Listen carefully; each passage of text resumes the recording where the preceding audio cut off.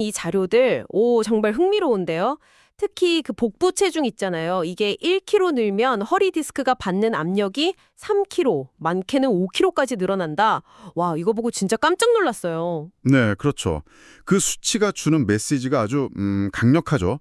그냥 단순히 살이 친다 이 문제가 아니라 복부 비만이 구체적으로 척추에 얼마나 부담을 주는지 딱 보여주는 거니까요. 맞아요. 생각보다 훨씬 큰 부담인 거예요. 허리 통증을 좀 다스리는 방법, 실질적인 방법들을 좀 깊이 파고 들어보면 좋겠습니다. 좋습니다. 허리 건강을 위한 핵심, 그걸 한번 찾아보죠. 네, 그럼 가장 먼저 눈에 띄는 건 역시 그거겠죠. 체중 감량. 자료에서도 걷기, 수영, 자전거 타기 같은 유산소 운동, 그리고 플랭크 같은 코어 운동도 추천하고 있고요. 네, 그렇죠. 코어 운동 중요하죠. 여기서 근데 코어라는 게 그냥 배 근육만 말하는 건 아니죠. 그 척추를 좀 안정적으로 지지해주는 복부랑 등, 이 주변 근육 전체를 말하는 거겠죠. 맞습니다. 복부, 등, 엉덩이, 골반까지 다 포함해서 몸의 중심을 잡아주는 근육들이죠. 근데 단순히 살 빼세요 하는 것 이상으로 좀 봐야 할 부분이 있어요. 아, 어떤 걸까요? 복부 지방 1kg가 허리에 3에서 5kg 부담을 준다는 거, 이게 그냥 무게만 더해지는 게 아니거든요. 네. 복부 지방이 많아지면 우리 몸의 무게 중심이 자꾸 앞으로 쏠려요. 그렇게 되면 허리뼈, 그러니까 요추의 자연스러운 곡선이 있잖아요. 이게 좀 과도해지면서 디스크 뒤쪽으로 압력이 확 쏠리게 됩니다. 아, 그렇군요. 단순히 1kg가 3kg, 5kg 이렇게 딱 늘어나는 산술적인 게 아니라 무게중심 이동 때문에 구조적으로 그렇게 되는 거네요. 그렇죠.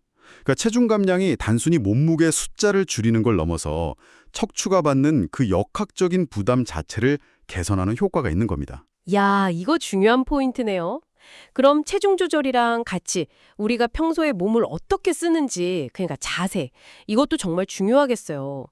저도 솔직히 컴퓨터 앞에 오래 앉아 있다 보면 저도 모르게 등이랑 허리가 이렇게 구부정해지더라고요. 아, 바로 그겁니다. 바른 자세 유지를 엄청 강조하는데요. 여기서 진짜 흥미로운 건 비만이랑 나쁜 자세가 딱 결합했을 때, 그때 효과예요. 결합했을 때요? 네, 그냥 1 더하기 1은 2, 이게 아니고요. 허리 디스크 부담이 3배, 심하면 5배 이상으로 확 늘어날 수 있다는 거예요. 네, 3배에서 5배요. 와, 자세가 그 정도로 중요하다는 거네요. 그렇죠.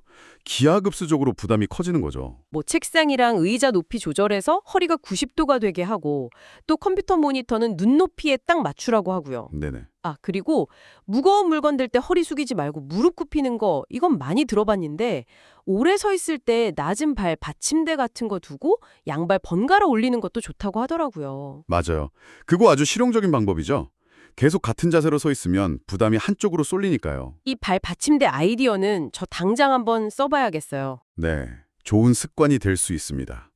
다만 그 90도 자세 있잖아요. 그게 모든 사람한테 완벽한 정답은 아닐 수도 있어요.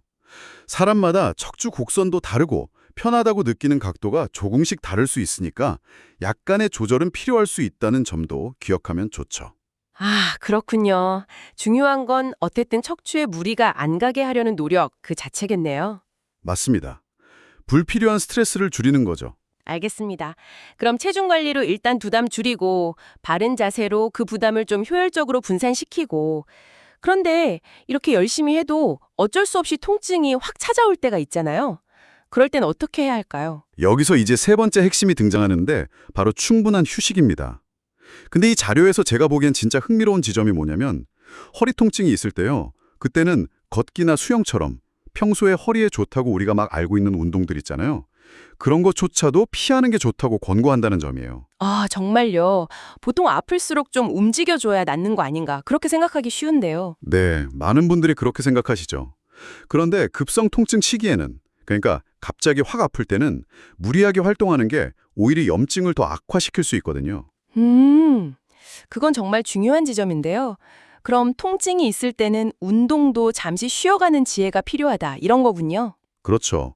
무조건 움직이는 게 능사가 아니라는 겁니다. 네, 일리가 있네요. 통증은 우리 몸이 보내는 중요한 신호니까요. 특히 급성기에는 안정이 우선될 수 있다는 점, 휴식의 타이밍, 또 그 필요성에 대해서 다시 한번 생각해보게 만드는 부분이죠. 까요?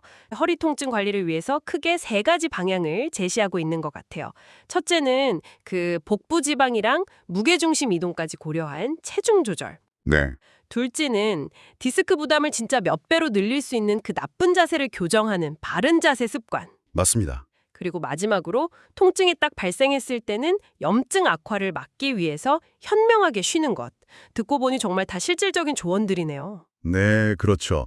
복부지방 1kg이 허리에 주는 그 3에서 5kg의 압력이라는 구체적인 사실부터 시작해서 자세가 안 좋을 때 부담이 가중되는 효과, 그리고 통증이 있을 때 오히려 쉬어야 한다는 어찌 보면 역설적인 중요성까지 당장 오늘부터라도 청취자님께서 허리 건강 관리에 바로 적용해 볼 수 있는 그런 구체적이고 명확한 지침들이라고 생각합니다. 오늘 나눈 이야기들도 참 유익했는데요. 여기서 한 가지 더 생각해 볼 만한 질문이 딱 떠오르네요. 통증이 있을 때 권장되는 충분한 휴식. 이거랑 또 장기적인 허리 건강이나 통증 예방을 위해서는 결국 적절한 운동이 필요하잖아요. 그렇죠. 운동을 해야죠. 네, 이 두 가지 사이에 줄다리기. 어떻게 보면 좀 민감한 이 균형점을 내 몸 상태 변화에 맞춰서 어떻게 좀 지혜롭게 찾아나갈 수 있을까? 이 질문을 한번 스스로에게 던져보시는 것도 좋지 않을까 싶습니다. 아주 좋은 질문입니다. 개인마다 다를 수 있는 그 지점을 찾는 과정이 중요하겠네요. 네, 저희는 또 흥미로운 내용으로 찾아뵙겠습니다.